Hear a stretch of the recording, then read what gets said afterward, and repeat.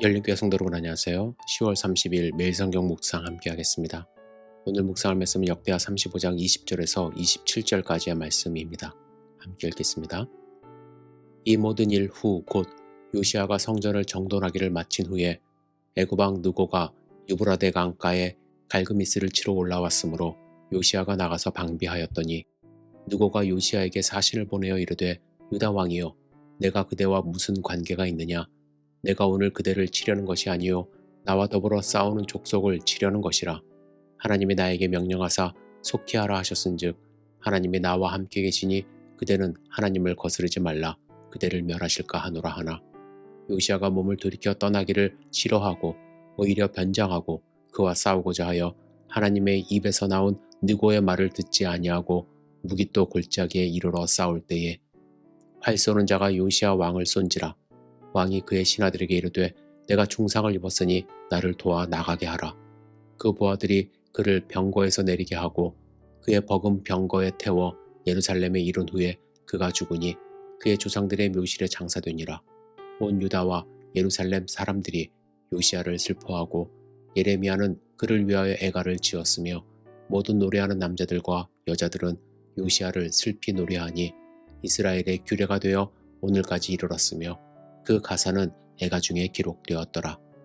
요시아의 남은 사적과 여호와의 율법에 기록된 대로 행한 모든 선한 일과 그의 처음부터 끝까지의 행적은 이스라엘과 유다 열왕기에 기록되니라. 아멘. 요시아 왕은 나라의 신앙을 개혁하고 성전을 정결하게 하였으며 또 6월절까지도 하나님의 은혜로 잘 지켰습니다. 그리고 나서 약 13년 정도의 시간이 지난 후입니다. 애굽 왕 느고가 유브라데 강가에 갈그미스로 올라옵니다. 이때의 세계 정세는 아수르가 약해지고 바벨론이 강대해지기 시작하는 때로 애굽은 바벨론이 강대해지는 것을 막고자 아수르를 돕기 위해 지금 올라온 것입니다. 하지만 유다 왕은 아수르가 다시 일어서는 것을 원하지 않았기 때문에 아수르를 도우러 가는 애굽을 막아선 것이죠. 그러나 하나님의 섭리는 아수르를 멸망시키고 바벨론을 일으키시는 것입니다. 하지만 유다 왕 요아스는 나라를 지키려는 의지로 유다 나라를 통과하여 아수르로 가는 애굽을 막아선 것입니다. 애굽 왕 느고는 요시아에게 사신을 보내어 이렇게 말합니다. 유다 왕이여 내가 그대와 무슨 상관이 있느뇨 내가 오늘 그대를 치려는 것이 아니요 나와 더불어 싸우는 족속을 치려는 것이라.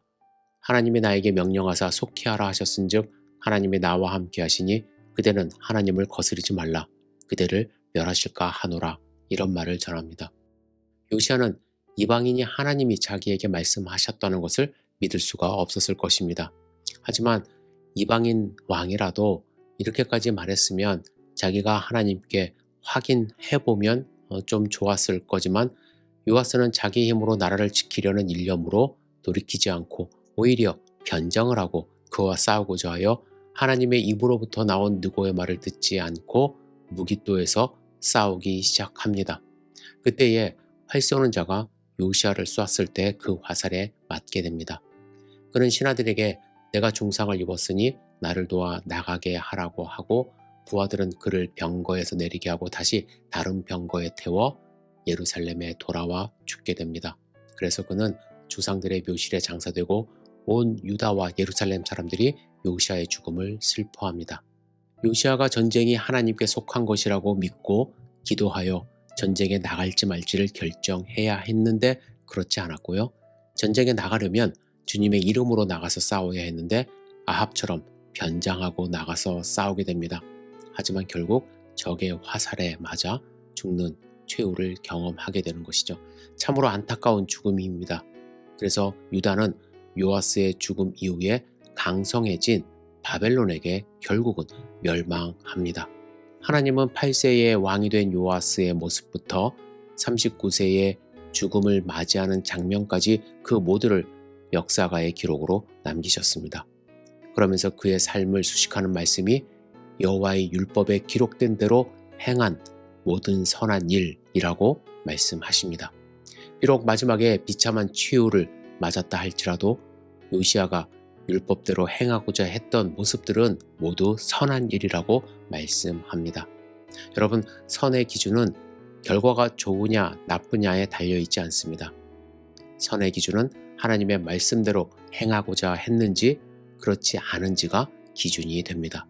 하나님은 그 노력을 가상히 여기시며 매 순간을 가장 좋은 결과, 가장 선한 결과가 되도록 우리의 삶을 섭리하신다는 것을 믿으시기를 부탁드립니다.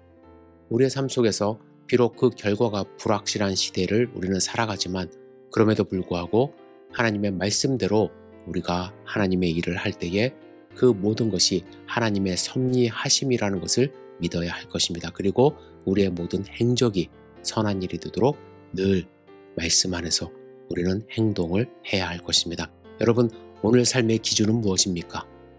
여러분들이 판단하시고 행동하시는 그 기준이 무엇인지를 다시 한번 돌아보시고 하나님의 말씀 안에서 선한 삶 사시기를 주님의 이름으로 축복합니다. 기도하겠습니다. 전능하신 주님, 오늘 하루의 삶을 주심에 감사드리며 오늘 하루를 온전히 주님께 드리기를 원합니다. 주님의 말씀 가운데 선한 삶을 살아갈 수 있도록 인도하여 주시옵소서. 우리가 무엇을 결정하기 전에 하나님의 뜻이 무엇인지를 알 수 있도록 주여 인도하여 주시옵소서. 예수님의 이름으로 기도드렸사옵나이다. 아멘.